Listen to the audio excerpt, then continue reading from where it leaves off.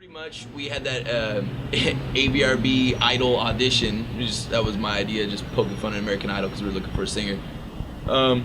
We went, and a lot of people, didn't believe that we were really searching, but we got a bunch of people who auditioned, and some were fucking hilarious. Like, you see the Idol rejects, like they do. Oh man, the heavy metal rejects are the best, dude. Like, I still have a select few. Like, no offense to the people that did it, but it just it was funny, but like still good and clever in its own way. But like something that I would have never thought of. Like, this one dude did singing to melodic, and added like a solo to it, like all like groovy, like solo. It was just crazy. It was just like, what the fuck? These people are crazy, but it was good in their own way, So pretty much we found him. He came down, everything was cool. The lucky little fucker got his first tour in Europe on a bus, which is pretty sick for him, and everything was working out good. We get back home and we start really kind of focusing on recording because we had most of the music done, so we wanted him to be a focus.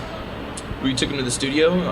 It just wasn't sounding good, and I don't know if he was just intimidated by the whole thing, because it's, once you go from a local band to like a big, we're not big by any means, but when you start recording in a legit studio, it's pretty, intimidating and scary.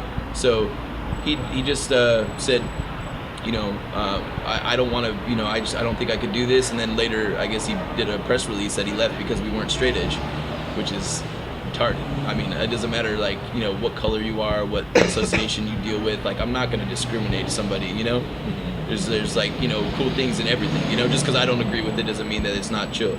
So that was the whole thing with him, and that really set us back. And what was the reaction with the band when he quit? We were kind of shocked because, at that time Ernie was still around, and we were just like, wow, way to fuck us, dude. You know what I'm saying? Especially since we, took him on that tour with the bus in Europe.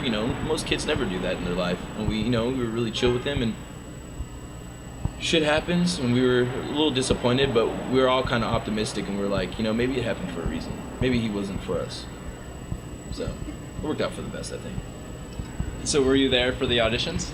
Yeah, I heard about the vocal auditions, and then I checked out the page and saw that there was only one guitar player, so I was like, well, they haven't announced the look for a guitar player, but I'm going to try to get ahead of the game and send some stuff. So I sent them some videos, and they sent me some stuff to learn and told me how to improve and send more videos. I sent like 8 or 9 videos, and it took like a year.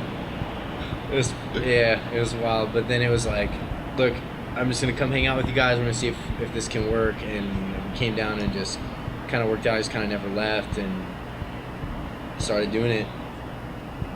Are there particular people that just stood out, like William Hong? There's like nobody that really like Bivens, that dude. Everybody loved him, man. And I mean, he's a great vocalist. It just wasn't for us, but he was like the fucking, everybody supported YouTube that video dude. Guy. Yeah, everybody had his back, and I mean, we totally thought he was chill. It's just it wasn't for us, We're really particular in what we like, and he's got a cool personality or whatever. But it's like, I loved his video because he like comes, he's like, yo, I did a legit way of but recording this with my my microphone and my speakers, and I got my little ghetto headphones, so man, I need it. As Buttons Black pick me, I need some money, or whatever he said was just hilarious. I love the guy off the bat, but I mean, just vocally the approach he took was good, but it wasn't for us. But he for sure stood out every fucking where I turn, or on MySpace or like any of our shits. We would pick Bivens, he's sick. So he was for sure a favorite. When did you know that you had the vocalist? Well, actually, we had another dude after Johnny McBee left, Ken Maxwell, and he was also from ABRB Idol Auditions. He came, he was good, and we started recording. Took a long time to record, he wasn't really getting it as fast as we could, but we also, our whole thing was we like to pick people that weren't at a certain level, so we could kind of like, build them up with us and not have like, oh, they're just sick because they got that dude from that band, you know what I'm saying? So we did that. Didn't work out with him. He left. He just bounced on one of our tours, stuff happened, and he just left. We didn't even talk to him. He just walked away. That was on the Over the Limit tour with Oceano. Shut his phone off, took his stuff, we had to hear from one of the other bands that he walked off. Yeah, so sketchy. All that shit happened, but the dude that we have now, it's fucking I had talked about Full Circle earlier and like cosmic shit. Sonic, and he used to be our merch guy at first in 2007, 2008. Oh, and even 2006. Fuck, he's been with us for a long time. And he's always been sick. I was in local bands, like we were in local battling bands, like, you know, and he's about maybe 2 feet tall and fucking skinny as shit. He's just so brutal, and he just has a big voice and a big personality. He's a ham. Everybody loves him. I love him. Shit, Yeah, he's like a character. Yeah, so, you know, after Ken Maxwell left on tour, without telling everybody, me and my drummer Lech were like, what the fuck do we do? And we just like, fuck, let's call Sonic up. And we picked him up at the airport the next day, and he played a show that night off of no practices or anything. Yeah. Just like got on stage and did it. So it was like, Yeah, all right. But then again, he's been selling a merch for since 2006, and we have one He's a part CD of the out. crew. So if he didn't know it, we'd probably kill him. Yeah, we didn't know, we wouldn't have called him. What was that show like? The first show that he came and did? He's fucking awesome. So much energy out of that little motherfucker, dude. He's just Yeah, and crazy. everybody on the tour was real cool. They were just like, dude, way better. Like, this is right. This is the guy. Yeah, because I mean, like I said, he's not 2 feet, obviously, but he's really short, and people were looking at us like, yeah, we're like, Low fives. Are you sure? Like, this is the dude that they brought out? Because our Ken Maxwell looked more like, you know, appealing. Surly guy. Yeah, a little stocky, a little bigger. He looked like a front man. But Sonic just came and just blew everybody away, and that's when we knew, you know, that he was our guy. Because we were playing phone tag with him while we were doing the ABRB Idols. You know, we were like, dude, come on. He'd be like, no, I'm doing stuff. And then he'd call us, be like, no, we have, you know, either McBee or Ken Maxwell. So it never really clicked. And then right when Ken Maxwell left, it was perfect timing. Just cosmic the way shit works out. Yeah. Now, at what point did you start writing with Sonic? Shit, fuck, right after that tour. Right when he got there, we were in hotel rooms with our laptops. Oh yeah, I forgot That's about right. that shit. We got to start writing because we had to go back and completely rewrite and re-record all the lyrics and vocals, which were already completely basically done with Ken Maxwell. And so it's like 2 or 3 full versions of the album. So it's like we got back from tour, the album was supposed to be already done, and we had to completely rewrite and re-record everything in a month before leaving for tour again.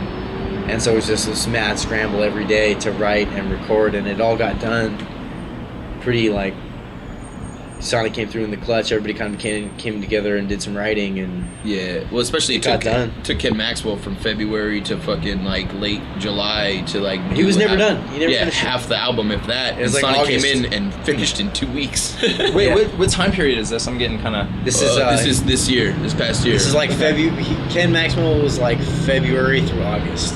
Okay, Yeah. and then so this was...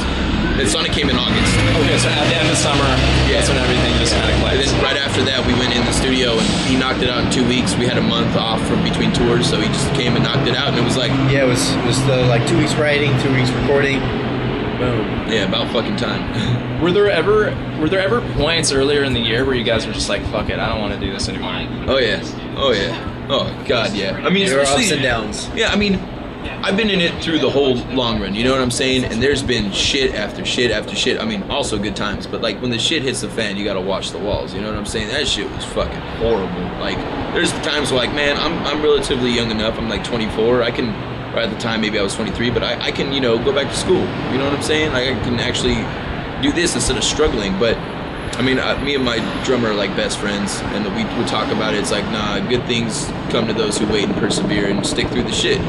And that's what we're doing now. I mean, I love live, you know, touring with some of my best friends, you know, headlining a tour, fuck, you know, like back then I wouldn't even have seen this coming. So it's, yeah, the thought crossed my mind, but it's worth it to stay. At this point, when you look at the music scene, when you look at heavy music in particular, what can be done to push the boundaries? I mean, anything really. I mean, fuck, like just for me, like I would love to just see like a more, you know, diversity of the metal, you know? Like, I mean, a lot of bands are starting to kind of finding their niche on somebody else's niche that are already done it. I like to see more individuality in metal. I mean, there are some, don't get me wrong, but there's a few that are kind of like, you know, that kind of sounds familiar kind of thing. You know, I would love to see more individuality, maybe diverse styles, you know what I'm saying? Like, Try to, I guess, keep the riffs alive. Keep cool, fast-paced riffs. Do something different. Don't just do the pig squeals and yeah, keep the groove alive, dude. yeah. Keep it fun.